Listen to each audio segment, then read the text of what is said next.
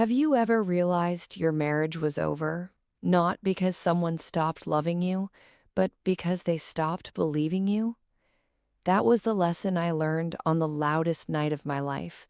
Not because of the thunder, not because the power went out across our entire neighborhood, but because the man who had shared my life for 18 years looked into my eyes and chose someone else's version of me.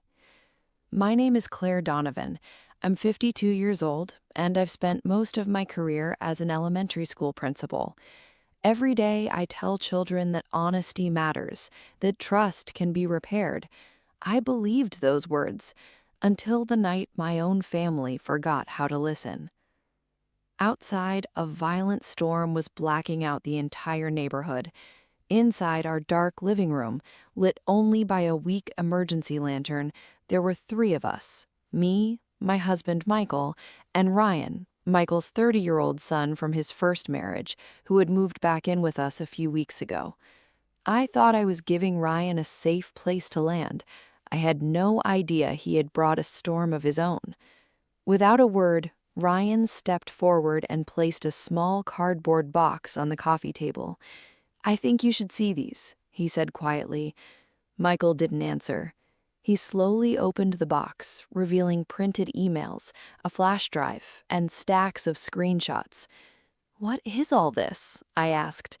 Neither of them answered. Michael spent several silent minutes turning page after page under the flickering light. I watched his eyes, not the papers.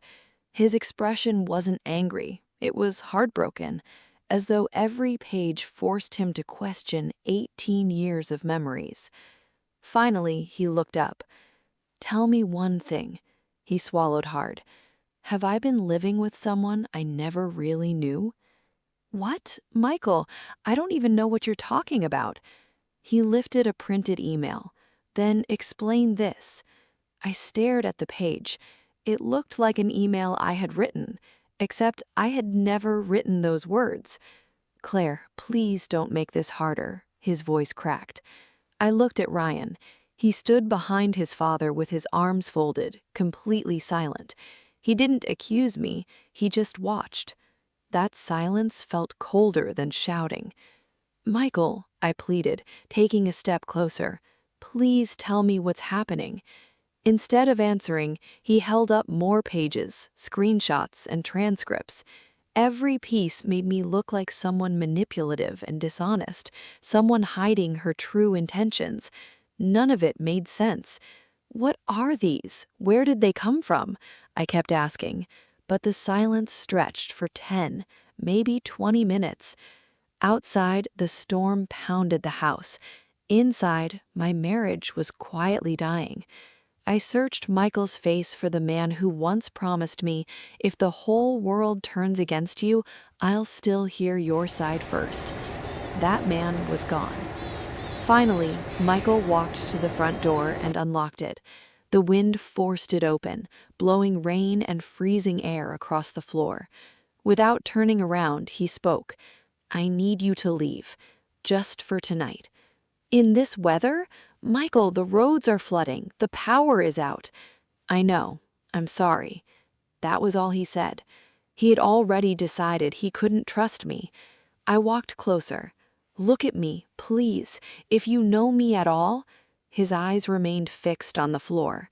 Behind him, Ryan finally moved. He picked up my rain jacket, his voice sounding almost gentle. "You'll need this. And you forgot your phone on the counter. I'll bring it to you tomorrow." My mind was too overwhelmed to notice that Ryan had already slipped my phone into his own pocket. I grabbed my purse and stepped out into the pouring rain. The front door closed behind me. It wasn't slammed or violent. It closed softly, almost carefully.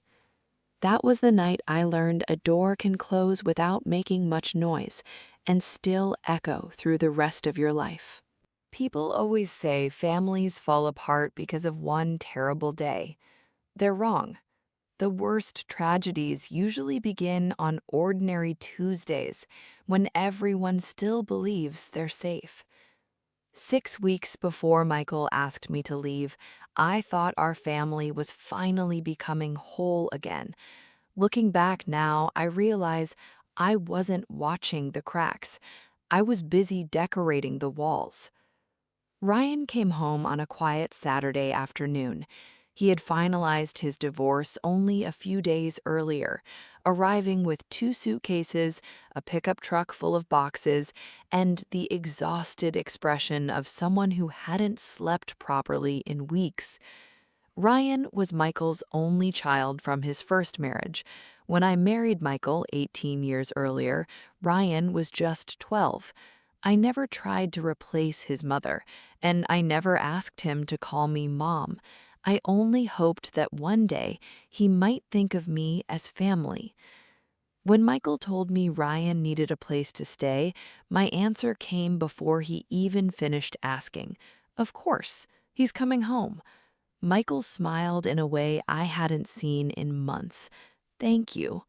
I laughed, telling him, You don't have to thank me. He's your son, and that makes him my family too. I meant every word. The day before Ryan arrived, I prepared the guest room myself. I wanted everything to be perfect, down to the tiniest details, the kind nobody notices, but that's how I had always loved people, quietly. When Ryan carried his bags inside, I hugged him. He returned the hug politely. Not warmly, just politely. Thanks for letting me stay here, Claire. Not Mom, just Claire. After 18 years, I barely noticed anymore. Some people just need more time. That was what I always told myself. During dinner that evening, Michael looked happier than he had in years, laughing with his son over old camping stories. For the first time since the divorce, Michael wasn't worrying. I loved seeing that. Over the next few days, I tried to make Ryan's transition easier. I suggested he talk to a therapist, emailing him the names of 3 counselors I trusted. A week later, I spent nearly 2 hours sitting at the kitchen table, helping him update his resume, since he had to leave his firefighting career after an injury. Don't rush, I told him as we went through job listings. It's okay to take a little time figuring out what comes next. He gave me a small smile. Thanks. Again, just thanks. Never more. There wasn't hostility, but there also wasn't closeness. He was always respectful, always calm. He helped with the dishes and took out the trash, but every conversation stopped exactly where real family usually begins. There was always an invisible line between us. I believed time would erase it. Certainly Michael thought so. One evening, Michael wrapped his arm around my shoulders and said, I haven't seen him this relaxed in months. I couldn't have done this without you. I smiled. We're a family. Families help each other. Looking back, that's probably why I never noticed what Ryan never said. He never once called this house home. He always said, your house, or my dad's place. At the time, it sounded insignificant. Now I know that sometimes the smallest words reveal the biggest wounds. If someone had visited us during those first weeks, they would have seen a normal, happy family, a husband relieved to have his son close, a wife doing everything to make him welcome, and a quiet, grateful son. Nothing looked unusual, nothing sounded dangerous. I had no idea while I was trying to build a home, someone else had already begun quietly tearing it apart. Looking back, I keep asking myself the same question. When did Michael stop seeing our life and start seeing Ryan's version of it? It didn't happen overnight. There wasn't one dramatic argument. It happened one memory at a time. Ryan never came into the kitchen and said, Claire destroyed our family. Instead, he did something much more dangerous. He told stories, small stories, the kind people never think to question. One Sunday morning, the three of us were eating breakfast together. The mood was light. Michael was making pancakes, and I was slicing strawberries. Ryan suddenly smiled to himself, pointing toward the kitchen sink. My mom used to stand right there. I remember she cried there once. I was too young to understand why. I guess I know now. The room became strangely quiet. I waited for him to explain, but he never did. A few seconds later, Michael changed the subject. But something had shifted. A tiny crack, nothing more. A few days later, Ryan brought up another memory while we were cleaning the garage. Out of nowhere, he held up an old baseball glove. "My mom bought this," he said.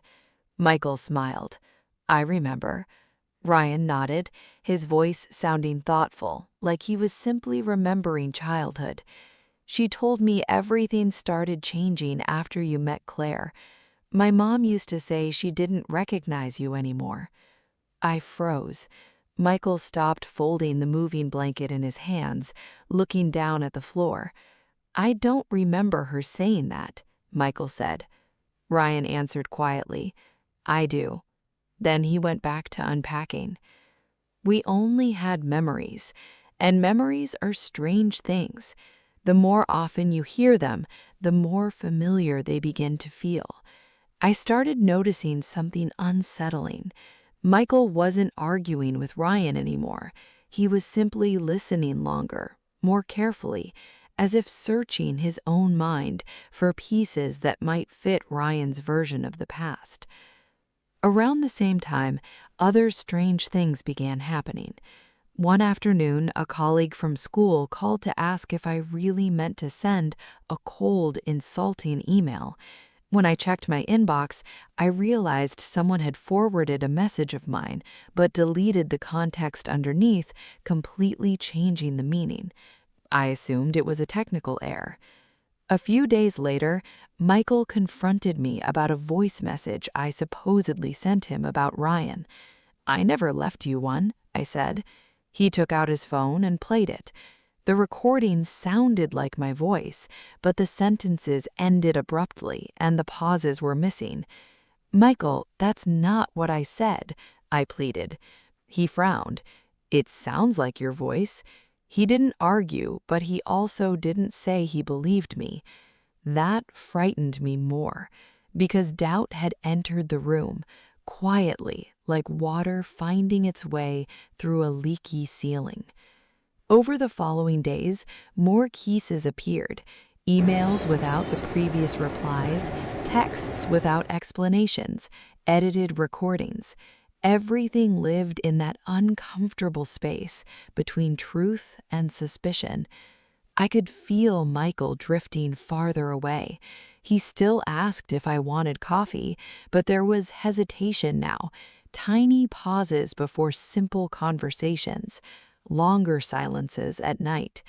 Sometimes I'd wake up and find him staring at the ceiling.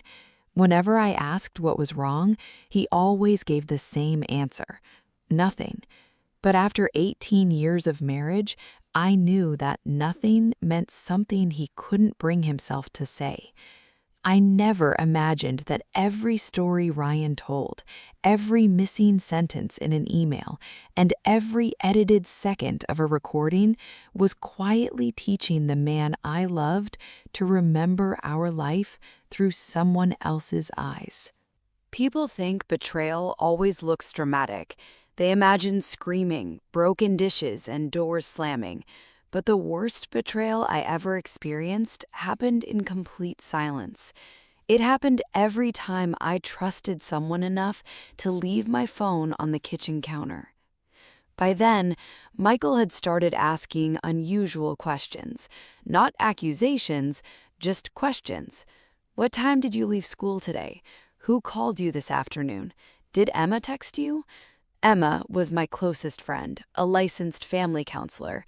Whenever life became overwhelming, she was the first person I talked to. I answered Michael without thinking. I had nothing to hide. We'd been married for 18 years, and privacy isn't the same thing as secrecy. I never imagined someone else was looking long before Michael ever asked. Ryan had quietly developed a habit. Whenever I left my phone charging in the kitchen or forgot it on the dining room cable, he would pick it up. At the time, I thought he was simply moving it out of the way. Now I know he was studying my life, my calendar, my emails, my text messages. He wasn't looking for proof of an affair or stolen money. He was looking for sentences that could be separated from their original meaning. One afternoon, I came home exhausted after 3 teachers called in sick and a student swallowed a marble. Ryan was sitting in the living room. "Long day?" he asked politely. I laughed. Some days are definitely harder than others. I walked upstairs, completely forgetting about it. 2 days later, Michael confronted me. "Did you really tell Ryan you were exhausted because he was here? He said you told him life has become harder since he moved in." I stared at him in disbelief. "Michael, I was talking about my day at school, not Ryan." Michael nodded slowly. "I'm just asking." But he wasn't. He was comparing 2 versions of the same conversation, mine and Ryan's. Over the following week, these little misunderstandings multiplied. One evening, I texted Emma, "I think Ryan is still hurting. I hope he finds peace." A day later, Michael casually dropped a bomb. "I didn't know you wanted Ryan to move out. He told me you said everyone would finally have peace once he left." My stomach tightened. "I never said that, Michael. I said I hoped he would find peace." Michael didn't answer. He just looked uncertain, as if both explanations sounded equally possible. He no longer knew which version of me to believe. The doubt kept growing. One Saturday morning, I overheard Ryan and Michael talking in the garage. Ryan didn't know I was nearby. "I don't think Clara ever wanted me here," Ryan said quietly. Michael answered immediately, "That's not true." Ryan was silent for a moment. I wish I believed that. When I walked in carrying coffee, both men stopped talking and smiled. Everything looked normal, but everything had changed. Michael began spending his evenings isolated in his home office. Some nights I'd wake up at 2 in the morning and find his side of the bed empty. I'd walk downstairs and see the light glowing under his door. He'd be sitting alone in the dark, staring at the screen, reading old emails. "Are you coming to bed?" I'd ask. "In a little while," he'd reply. He never sounded angry, just distant. The laughter disappeared from our house. I kept wondering what I had done wrong, replaying conversations in my head and apologizing for things I didn't even remember saying. What I didn't know was that I wasn't fighting against anything I actually done. I was fighting against a phantom, a cruel version of me that Ryan was quietly creating, one carefully edited conversation at a time. People think the hardest part of being asked to leave is walking out the front door. It isn't. The hardest part is realizing that the person you love never asked the one question that could have changed everything. Is this true? Michael never asked it, not once. When the front door closed behind me, the sound disappeared beneath the roar of the storm. The rain was so heavy it felt like walking through a river. Within seconds, my clothes were soaked, and the rain jacket Ryan had handed me helped almost nothing. I stood at the end of the driveway for several seconds, waiting, not because I expected Michael to change his mind, but because some small part of me believed he would open the door, run outside, and call my name. The porch light never came on. The house stayed completely still. I wrapped my arms around myself and started walking into the pitch-black neighborhood. My car was locked in the garage, my house keys were inside, and Ryan had my phone. I had nothing but my purse and the clothes on my back. The power outage had swallowed the entire area. Traffic lights were dark, storefronts were black, and the only sounds were thunder, wind, and my own footsteps splashing through water. As I walked, my mind replayed one sentence over and over. Have I been living with someone I never really knew? For 18 years, Michael had known exactly who I was. He knew I cried during animal rescue commercials. He knew I couldn't sleep without checking the back door twice. He knew all the tiny pieces that made me, me. How could all of that disappear because of one box? Years earlier, after a child at my school was falsely accused of cheating, I sat beside him and said, "The people who love you will always hear your side before they judge you." Those words came back to haunt me. The man I loved hadn't heard my side at all. He hadn't asked where those documents came from or looked into my eyes long enough to see that I was terrified. He had simply believed that doubt deserved more trust than I did. My hands had gone numb and my shoulders ached from the cold. Eventually, I spotted the awning of a closed hardware store and stepped underneath it. Leaning against the brick wall, something inside me finally broke. I started crying, not loudly, but with the quiet exhaustion of someone who had tried too long to stay strong. I was crying because the man I trusted with my life had chosen silence over one simple question. Claire, is any of this true? One conversation before one decision. That was all it would have taken. My breathing became shallow, and the cold settled deep into my body. Shaking uncontrollably, everything around me started to blur. I slid down the wall until I was sitting on the wet concrete, telling myself I would rest for just a minute. That minute never happened.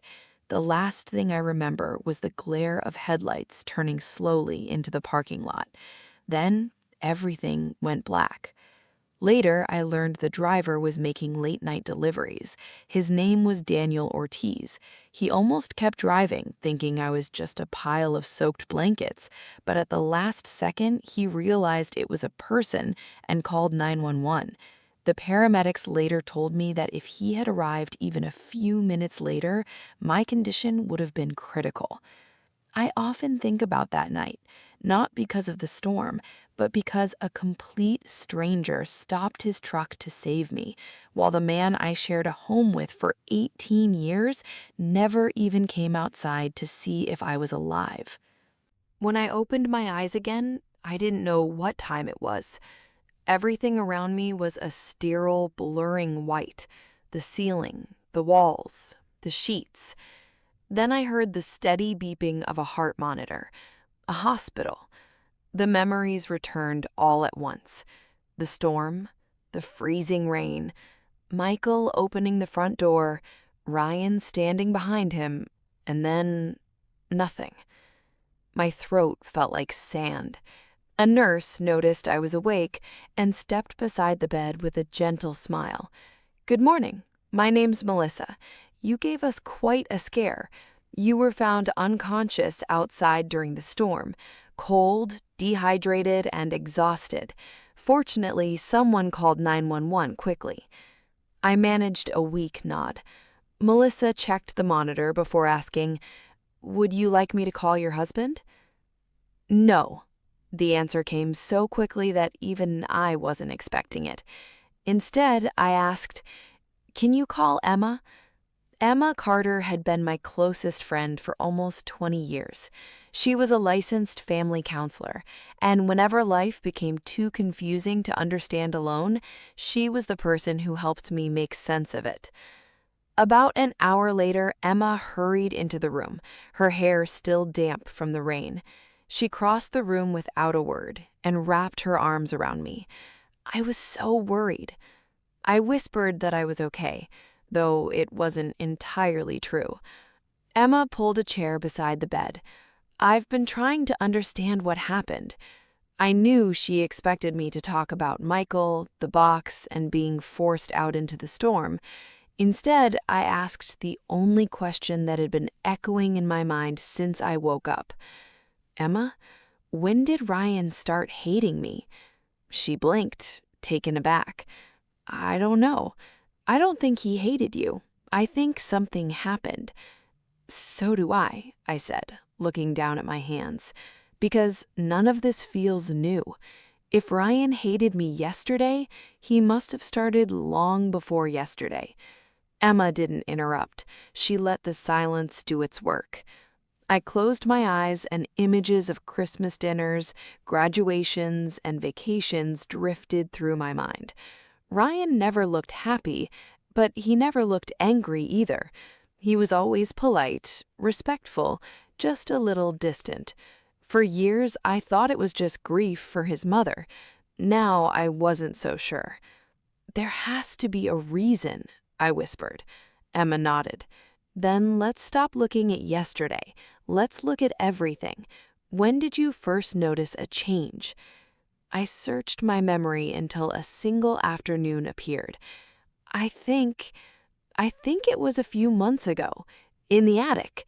Michael had asked Ryan to help clean the attic before winter. The three of us spent almost an entire Saturday carrying old family boxes downstairs. Then Ryan found a dusty cardboard box, sealed with yellowed packing tape. Inside were dozens of old photographs, birthday cards, and letters belonging to Michael's first marriage. I thought those memories belonged to Ryan, so I left the room to make coffee. Ryan stayed upstairs with that box, alone. My heartbeat quickened as I looked at Emma. I don't remember exactly what was inside that box, but I remember Ryan. He wasn't the same after that day. At first, it was small. He became quieter. He started asking Michael questions about the past. Then the stories started, the altered memories, the comments about his mother. I stopped. Every piece suddenly seemed connected. Emma reached for my hand. You think whatever happened started with that box? I looked at her. I think Ryan found something in that attic, something that made him start seeing me differently. Outside my window, the rain had finally stopped, but I realized the real storm hadn't begun on the night Michael closed the door. It had begun months earlier, inside a dusty cardboard box that nobody thought mattered. Sometimes the truth isn't hidden.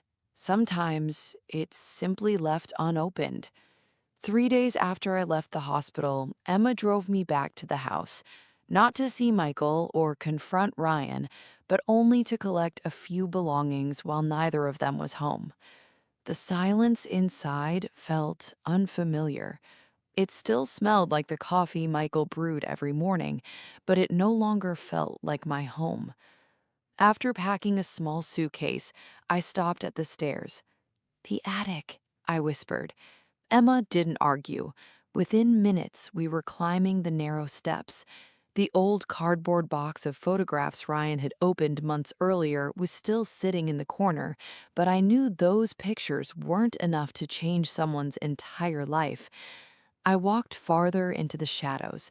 Behind several storage bins, I found another box, smaller, older, and still sealed with a thick layer of dust. The brittle tape broke the moment I pulled it. Inside wasn't a photo album. It was a neatly organized, forgotten file. The first thing I saw was a stack of handwritten letters, ending with the same signature: "Love always, Mom," Ryan's mother. I sat on the dusty floor, my hands shaking as I opened the first page. It wasn't addressed to Michael. It was addressed to Ryan. "My sweet boy, if you're reading this one day, I hope you're old enough to understand." Tears blurred my eyes. She wasn't blaming anyone. She was apologizing. The documents beneath the letters stopped my breathing. They were medical reports, rehabilitation intake forms, and doctor's notes, all detailing a severe battle with alcohol use disorder. Everything had happened months before I ever met Michael. At the bottom of the box, I found an envelope that had never been sent. Written across the front were 3 words: for Ryan. I carefully unfolded it. My beautiful son, if your father ever tells you I left, please don't believe I left because I stopped loving you. I'm leaving because I can't stop drinking. You deserve a home where you don't have to wonder which version of me will walk through the door. None of this is your fault. Please don't blame anyone for the choice I'm making, especially not the people who come into your life after I'm gone. I couldn't breathe. For years, Ryan had believed someone stole his mother. The woman herself had written the exact opposite. Emma and I spread the medical records and letters across the floor, comparing the dates. The timeline was impossible to misunderstand. Ryan's mother had entered long-term treatment and left the family nearly 11 months before Michael and I ever met. 11 months, nearly an entire year. Suddenly, every twisted story Ryan had told over the past few weeks flashed through my mind. My mom cried in this kitchen. My mom said Dad changed after he met Claire. None of those memories had been intentionally fabricated. Ryan hadn't lied. He had simply connected his childhood memories in the wrong order, forcing puzzle pieces into places they never belonged. He'd built his entire life around a timeline that never existed. As I looked at the unopened letters scattered across the attic floor, one painful thought refused to leave me. The greatest tragedy wasn't that Ryan had believed a lie. It was that the truth had been sitting quietly inside this forgotten box for 18 years, just waiting for someone to open it. People often ask how a lie can survive for 20 years. Sometimes it doesn't. Sometimes the truth survives the entire time. It's just never spoken out loud. After Emma and I found the letters in the attic, there was only one thing left. Michael had to read them. Not to prove my innocence.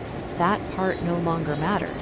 I needed to understand why a little boy had grown into a man who believed I destroyed his family, and I needed Michael to understand it too. Emma called him that evening, simply saying, "There's something you need to see." An hour later, Michael arrived at her house. It was the first time I had seen him since the storm.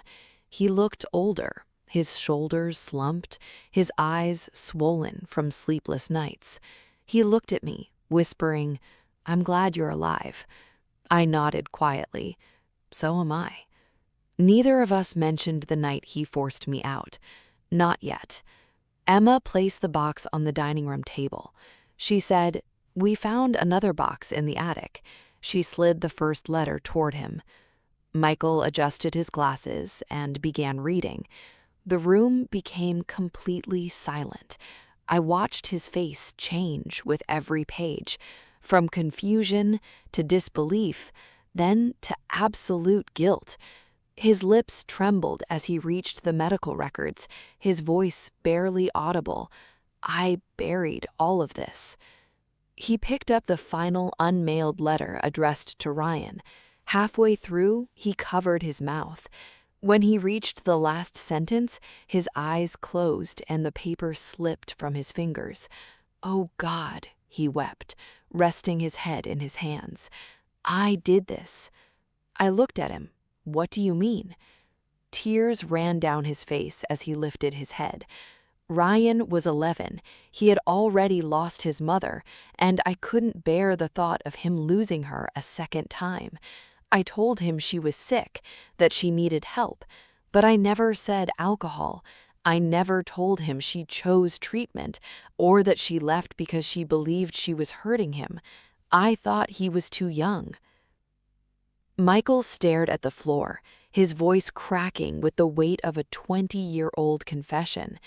I kept telling myself I'd explain when he was older, When he turned 13, I thought middle school was hard enough. When he graduated high school, I didn't want to distract him. There was always another reason. There was always another year. And then 20 years were gone. He laughed bitterly. I thought I was protecting him, but all I really protected was the silence. Emma folded her hands. Children don't leave empty spaces empty, Michael. They fill them with guesses, with fear, with stories that make sense to them. Michael nodded slowly. That's exactly what Ryan did. I blamed you for one night, Claire, but I failed Ryan for 20 years. My greatest mistake wasn't believing Ryan instead of you. My greatest mistake was believing that silence could protect my son. It didn't. It just gave him 20 years to invent his own truth. No one spoke after that. The documents had answered every question. The dates couldn't be changed, and the letters couldn't be misunderstood. The truth had finally found its voice. But one painful question still remained. What would happen when Ryan learned that the story he had built his entire life around had never been true at all? People like to believe the truth sets everyone free. Sometimes it does. Sometimes it simply leaves people standing in the ruins of the life they built around a lie. Ryan came to see me 3 days later. Emma called first, saying he wanted to talk. I looked out the apartment window at the clear sky. The storm had finally passed. "All right," I said. "I'll listen." Emma arranged for us to meet in her counseling office, neutral ground, just a quiet room where people came when they no longer knew how to speak to each other. Ryan was already there when I arrived. The anger and confidence were gone. He looked exhausted, his eyes red and his shoulders slumped. He stood up as I entered, his voice almost disappearing. "Hi." I nodded politely. "Hi, Ryan." Emma quietly closed the door, letting us know she was staying so I wouldn't have to do this alone. Ryan sat down, reached into his backpack, and placed my phone on the table. I should have given this back. I kept it on purpose because I didn't want you calling Dad. I wanted him to spend one night believing only what I had shown him. "I know," I replied. He looked directly at me for the first time. "I'm sorry." I didn't answer. One apology couldn't carry the weight of everything that had happened. Ryan took a deep breath, his hands shaking. "There are things you deserve to hear. The emails, I edited them, removing parts of conversations and copying sentences into different messages. The recordings, I cut them, deleting the parts that explained what you actually meant. I only chose the screenshots that made you look cold. I never wanted Dad to think you were a criminal. I just wanted him to believe you never wanted me." Those words hurt more than everything else. I finally understood what he had been trying to prove. I asked the question that had lived inside me for weeks. Why? Tears filled his eyes instantly, his voice cracking into a whisper. Because I couldn't hate my mother. I couldn't hate my father. So I hated the only person left. I felt something inside me break. Not because of what he had done, but because I finally understood the little boy behind the man. When Mom disappeared, I kept waiting for someone to explain. No one ever did. I knew you came into Dad's life, and I knew Mom was gone. My 11-year-old brain connected those two things. Every year, I believed it a little more. After my divorce, I kept wondering why my family had fallen apart. When I found those photographs in the attic, I convinced myself they proved everything I already believed. I never found the second box. If I had, you would have known the truth, I finished quietly. He nodded. I destroyed my own family because I was trying to punish you for destroying mine. I know now you never did." He reached into his backpack again, pulling out a folded document. "I've already given a full statement to the police. I admitted I altered the emails, edited the recordings, and manipulated Dad. I'll face whatever consequences come. And I've scheduled therapy. I start next week." His shoulders shook as he wiped away his tears. "I don't know if you or Dad will ever forgive me, but I'm done blaming the wrong person." For the first time since the storm, I didn't see the angry man who had driven me out into the rain. I saw an 11-year-old boy who had spent 20 years trying to survive a heartbreak no one had ever helped him understand. I couldn't excuse what Ryan had done. Some wounds are too deep for that. But I finally understood. I had never been the enemy. People often ask me whether love can survive betrayal. I tell them they're asking the wrong question. Love survives far more than we imagine. Trust doesn't. A year passed before I truly understood the difference. Ryan began therapy immediately, never missing an appointment. Sometimes he texted me after a difficult session, not asking for forgiveness but sharing what he was beginning to understand. One message stayed with me. I spent 20 years protecting a little boy who believed his mother had been stolen. Therapy is teaching me that the little boy deserved the truth instead. For the first time, Ryan wasn't defending himself. Healing had finally begun, slowly, one honest conversation at a time. Michael's journey looked different. He called often, his voice filled with regret, constantly blaming himself for not trusting me and for failing Ryan. One afternoon, we met at a small park. Michael looked older, his face changed by a profound regret that time never can erase. For several minutes, we watched children playing before he finally spoke. I've been hoping one day you'll come home." I still loved the man sitting beside me. That was the hardest part. But love wasn't the problem anymore. I reached across the bench and gently took his hand. "I don't regret loving you, Michael. I only regret that when fear knocked on our door, you opened it before you opened your heart to me." He closed his eyes, a tear rolling down his face. "I know. I'll spend the rest of my life wishing I had asked you one question." "I know you will." I squeezed his hand. There was no dramatic goodbye. We stayed friends, nothing more. Some bridges can be repaired, others become places where you simply stop and remember what once existed. Several months later, Ryan invited me to the elementary school where I worked. He was volunteering for a community safety program.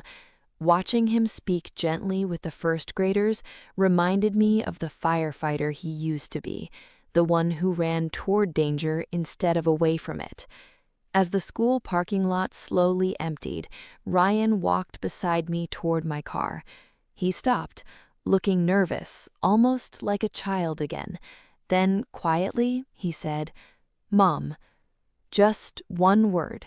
For 18 years, he had always called me Claire. Now the title came freely, not because I had replaced his mother, no one ever could, but because after 20 years of carrying anger toward the wrong person, he had finally stopped fighting an innocent woman. I smiled and hugged him, and this time he hugged me back without hesitation.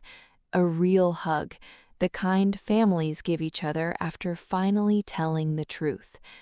As I drove home, the sky was completely clear.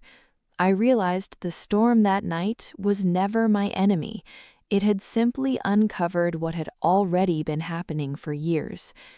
If there's one thing I hope you carry away from my story, it's this: tell the difficult truth while the people you love are still young enough to hear it. Ask one more question before believing the worst, and never let silence tell a story that only honesty has the right to tell. The rain that night didn't destroy my marriage. It only revealed that trust had been leaking through the roof for years, and by the time the storm arrived, there was nothing left to keep us dry.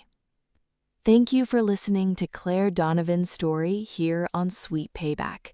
If this family drama touched your heart, please leave a like and subscribe to the channel. Your support is the greatest motivation for Sweet Payback to keep bringing you these deep, emotional, and unforgettable family stories.